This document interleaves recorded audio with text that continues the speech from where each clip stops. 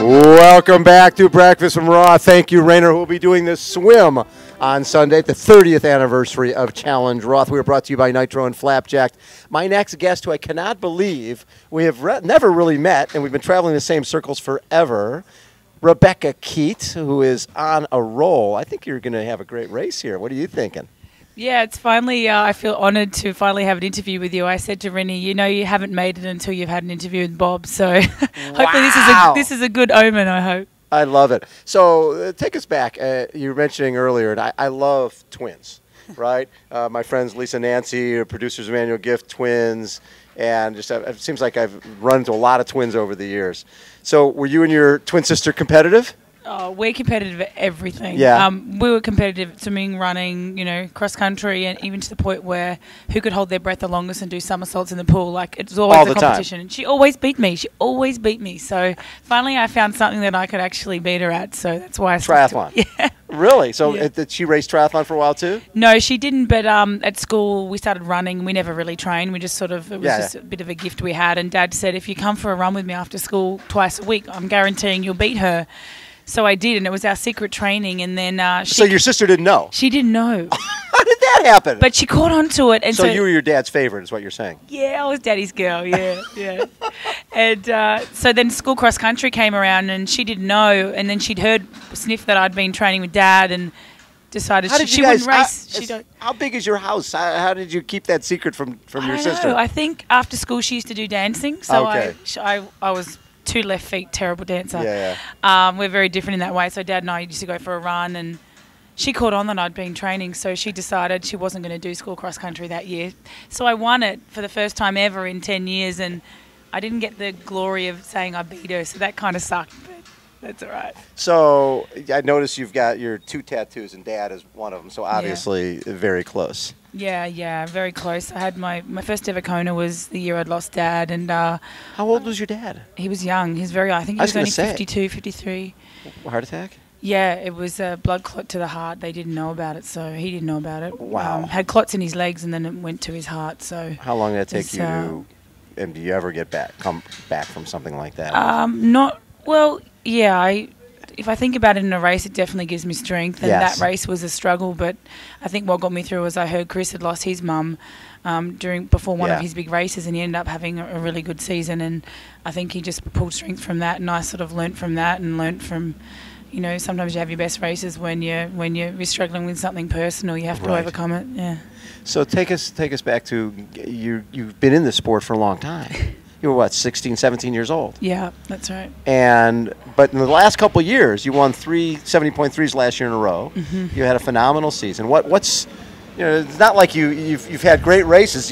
I still think it's still the 3rd fastest Ironman distance race in history, 8:39. Yes, thanks to Chrissie. Thanks to Chrissie. So that's the thing. I remember I was telling you earlier. Yeah. One time I was with Scott Molina and Mark Allen. We're in Guatemala. And Mark won the race by 10 minutes, but Molina broke the course record by 5 minutes. Yeah. And Molina was like, you know, if Mark wasn't here, I'm King Kong. Yeah. So here you come here, and you go 8:39, and you don't win the race. Yeah. How hard was that? It was kind of hard because I said, you know, I'd be pretty famous if it wasn't for Chrissie. But then again, I probably wouldn't have done 8:39 if she wasn't there pushing the bar. She went 8:32 that day, and I got her on the run. I think I ran 2:55, and she was a minute or so slower. So I was claiming that I had the fastest run because that's all I had to claim that day. But she's lifted the bar, she's raised the bar, and then Rennie got her record last year. Who would have thought that could ever happen? So it's definitely lifted, and with all the fast girls on the weekend, who knows? 8:18. I mean, I know that. Kind of, Chrissie wrote to me and said, is my record going to stand? Are you going to get it? And I thought, I don't know if there's any real chance of that happening, but if it's going to happen, it could be on Sunday. Well, you think about it. Yourself, Caroline Steffen, Marinda Carfrey, Rachel Joyce, Michelle Vesterby. Yvonne Van Klukken. Yvonne's coming back from injury, so we'll see. But, I mean, it's nice when the women's race is a showcase, right, where it's not like 1 or 2 women and then the rest. Where this is a really deep field for the 30th anniversary. When you look at the other athletes, you just go, you know what, I know what I've done, and I'm just going to focus on me. Yeah, I think that gives me confidence. It's funny because I had to choose 5 girls for the press conference, and that's a hard one. I didn't get to make it, and I thought when you're not in the press conference and you've got the fastest time here, you know that you've got a good field. And in a way, it was a good thing because I think there could be 5 girls that go sub-9. It could be history in the making here on Sunday. Yeah. I mean, seriously, if we have a number of women under 9 hours, obviously depending on how hot it is. Yeah. But when you get your Finnish stadium, it's being built right now, basically. Amazing. So if you're coming around that track and you're in first place, what are you thinking? Oh, God. I mean, how big are people who are who know Ironman don't really know the history of this event or how important this is, right? Yeah. You've got Lothar Leader and Chrissie Wellington and Chris McCormick, all the legends have won here. How important is this race as a professional athlete? To me, this is just as important as Kona. It's definitely, for me, got a better feel than Kona because I've never had a bad day here.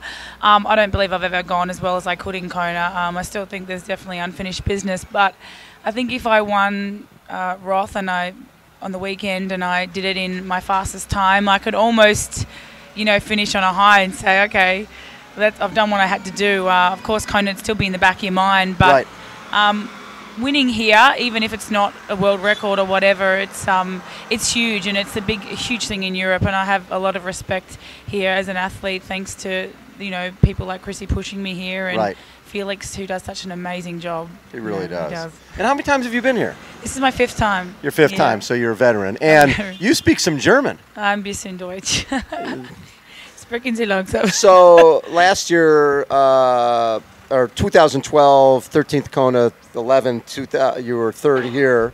But look, 2010 was a phenomenal year for you with Challenge Roth 2nd. You won Ironman Louisville, won Challenge Copenhagen, 2nd Ironman Australia. Phenomenal season. What was, when you look back at a season, can you pinpoint why you have a season like that? I think, like with our squad now with Siri, in Team TBB we had really top girls in the squad all pushing each other to the limit. I think there's only so much that my body could handle, and sort of was a little bit of a downhill after that. I sort of too many Ironmans in 1 year, or long distances in 1 year, kind of the body, it took its toll on the body. But now having Siri, and again we have people like, Miranda Carfrey, world champion, Mary Beth Ellis, who's world #1, and so many good athletes to train with. But Siri does a very good job of managing us and keeping us injury free, and touch wood, I haven't been injured for quite a while now. So I think in the way that's the key, and I've done PBs swimming and running still this year. It's crazy at 36 to be doing. I was going to say, because you're 36 years old and you're going better than ever. Yeah. And I was also looking at in 2005, 2006, 2007. Were you out of the sport for a while? Or? Well, I had 2 years out in 2004. Okay. Yeah, didn't do anything then. So I sort of really have only been doing Ironman since 2007. So. And taking time away, was that helpful? Not really, because it was under difficult circumstances, but I guess it made me stronger coming back. I was pretty angry coming back. I had a point to prove, and I did that. So what they say, if you go through these personal difficulties, you always come out stronger at the other end. That's the general for pro athletes. They come over the top of struggles, and that's when they have really good races. So. Talk a little bit about Siri. You think about someone like Miranda, who won in 2010 and then was gone from left Siri's coaching and came back and won in 2013. Yeah. I love her enthusiasm. I love the fact that it's that everybody, even though you're a group, everybody still gets their individual. There's an individual approach for each athlete. How did she keep everybody from killing each other? It's not like she's dealing with one, here's an elite person, here's an average person, here's someone just getting started. Yeah. Everyone who's here wants to win. Yeah, it's hard for me too, because obviously Siri's my partner, and she takes on someone like Jodie Swallow this year. And I was thinking, oh God, no, not Jodie, because she's already so bloody good, and obviously she's lifted her game again, and I said, this is so hard for me. You're making my career harder. What are you doing? But then in a sense it lifts your game as well, and I've improved as well because you're being pushed every day. Siri's also really good at separating us.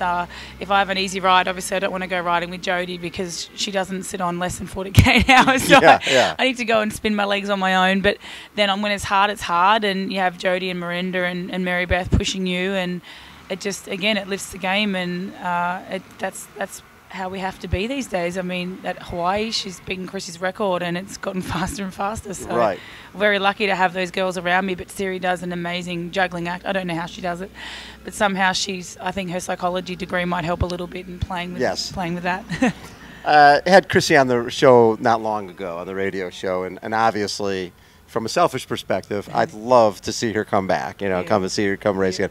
When you heard that she was retiring, were you surprised?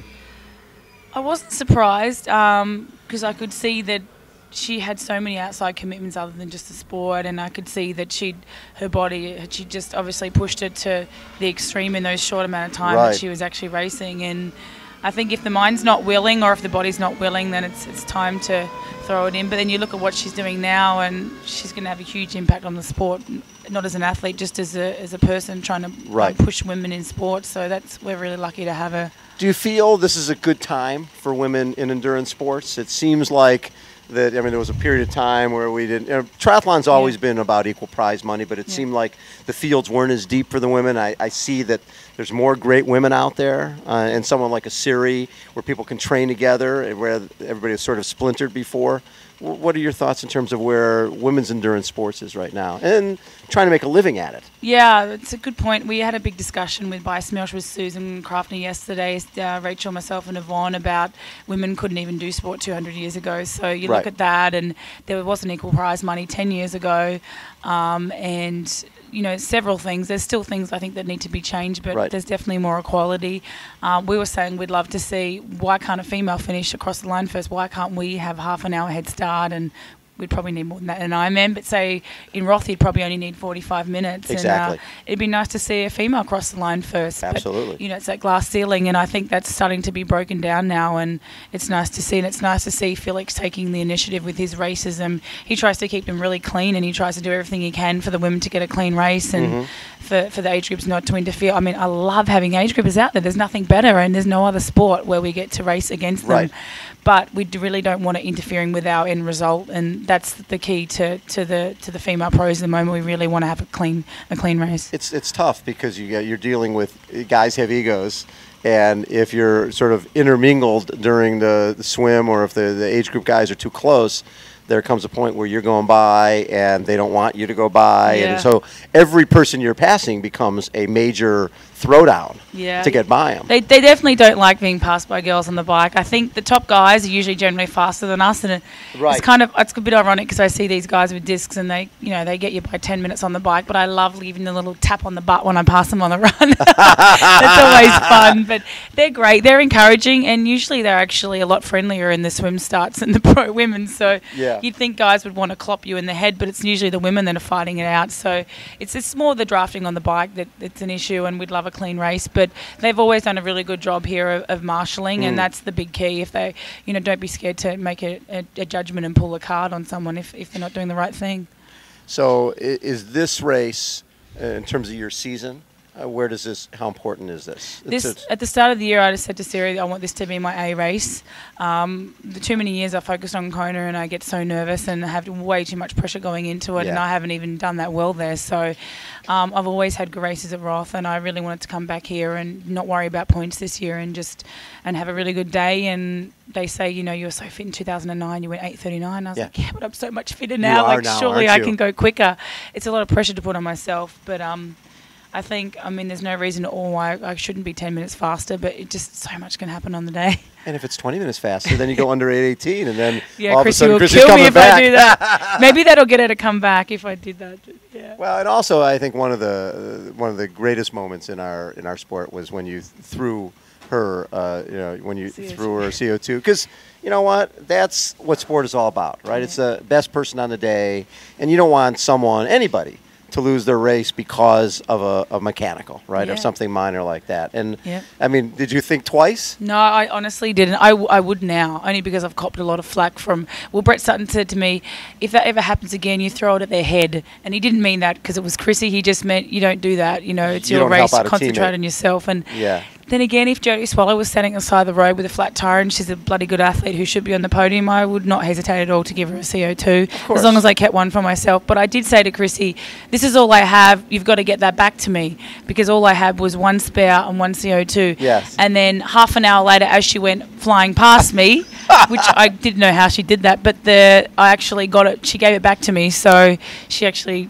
She did do a job of giving it back, which is amazing. Well, but that's what sport's all about, is taking care of each other out there. That's right. Hey, So nice to finally get a chance to meet you. It's wonderful to have you in the sport. I love the fact that the women's race here is such a showcase. And so from training with some of the other gals, who are you looking at as someone you have to worry about? Oh, God. All of them? Obviously Mirinda, of course. Yes. And Joycey, she's so unassuming and she's so quiet, but Rachel Joyce, I tell you, she could easily win it on the day. And then, of course, Carolyn Steffen, she's now mentored by the best athlete in the world, Macca. So, jeez, there's so many people. Best athlete in the world, is that on his business card? Or? Yeah, no, that's me because I had dinner with him last night. No, one of the greatest, you know. And totally. So, what does he bring to the table? I mean, don't you love his personality? He's just really funny. He was asking where the hotel was last night in German, but he said it with this Aussie accent, and there's no way they would have understood what he said. And I said, of course they didn't know what you were saying. He can't even understand you. But he's great. He's a good guy, and I think he's mentoring James Conner at the moment. So I think he's definitely one to watch as well. So we're seeing some of our legendary folks giving back. Yeah, right. I'd like to do the same. Yeah. Yeah. I need to get that status first, but and you're still young. You got another 15, 20 years in the sport. Yeah, at least. Exactly. 50, 60. Yes. Nothing wrong with that. Sister Madonna, look out. Take her down. You can take that nun down anytime. Rebekah Keat has been our guest. Again, we are brought to you by Nitro and Flapjacked. We are at Challenge Roth. It's a 30th anniversary, and how cool would it be if Rebekah Keat wins here at the 30th anniversary? 8:27 is the time she's going to run, and she'll be back with us on Monday morning. Sounds good. And Raider, take us out, buddy.